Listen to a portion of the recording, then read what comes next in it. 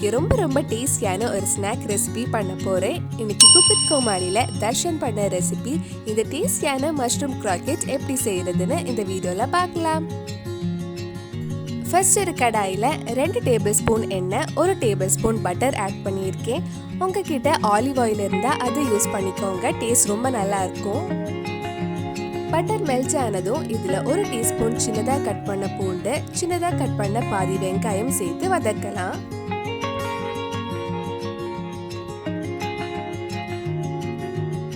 வெங்காயம் நல்லா வதங்கி சாஃப்ட் ஆனதும் இதுல மஷ்ரூம் போட்டு வதக்கலாம்.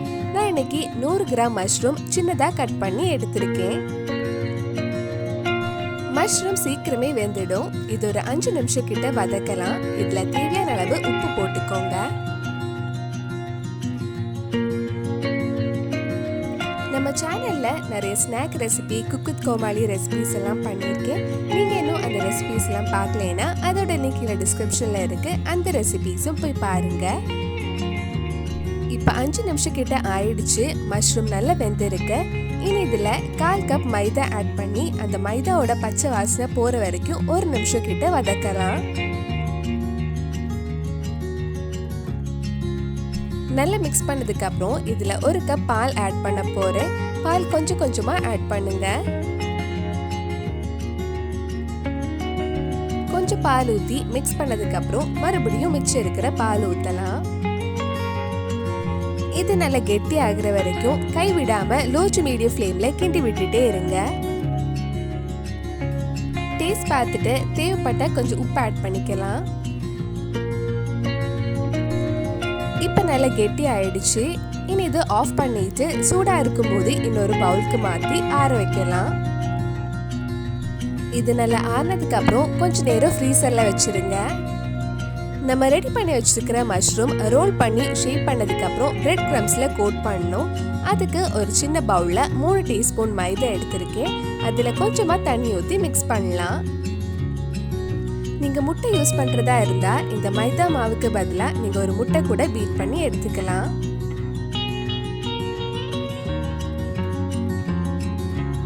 நம்ம ரெடி பண்ணி வச்சிருக்கிற மஷ்ரூம் நல்லா ஆறினதுக்கு அப்புறம் கொஞ்ச நேரம் ஃப்ரீசர்ல வச்சு எடுத்திருக்கேன். இனி இது கையில ரோல் பண்ணி எடுக்கலாம்.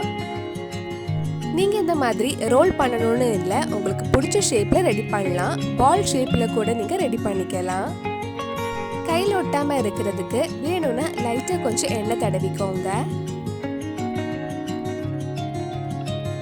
நான் இன்னைக்கு இந்த மாதிரி ஒரு ஷேப்ல தான் ரெடி பண்ணியிருக்கேன்.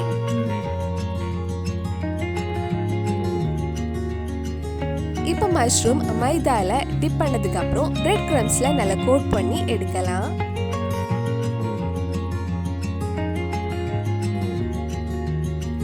இந்த மாதிரி பிரெட் கிரம்ஸ்ல நல்லா கோட் பண்ணுங்க. இதே மாதிரி மிச்சம் இருக்கிறதும் பிரெட் கிரம்ஸ்ல அழகா கோட் பண்ணி ரெடி பண்ணலாம்.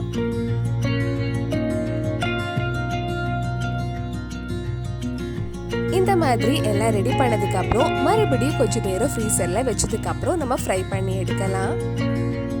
ஃப்ரை பண்றதுக்கு ஒரு கடாயில எண்ணெய் சூடு பண்ண வச்சிருக்கேன். எண்ணெய் சூடானதும் நம்ம கொஞ்சம் கொஞ்சமா ஃப்ரை பண்ணி எடுக்கலாம்.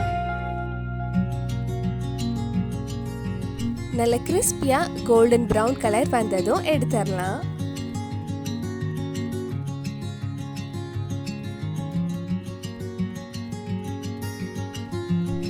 இப்ப அழகா ஃப்ரை ஆயிடுச்சு.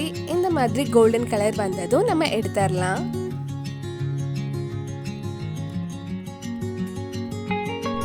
இதே மாதிரி மிச்சம் இருக்கிறதையும் ஃப்ரை பண்ணி எடுத்துக்கோங்க.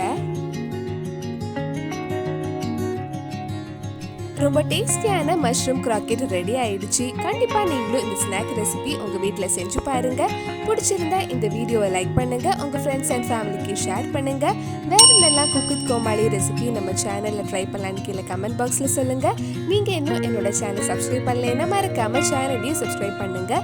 கூடவே அந்த பெல் ஐக்கனும் பிரஸ் பண்ணா நான் புது வீடியோ போட்ட உடனே உங்க போனுக்கு நோட்டிபிகேஷன் வந்துடும்.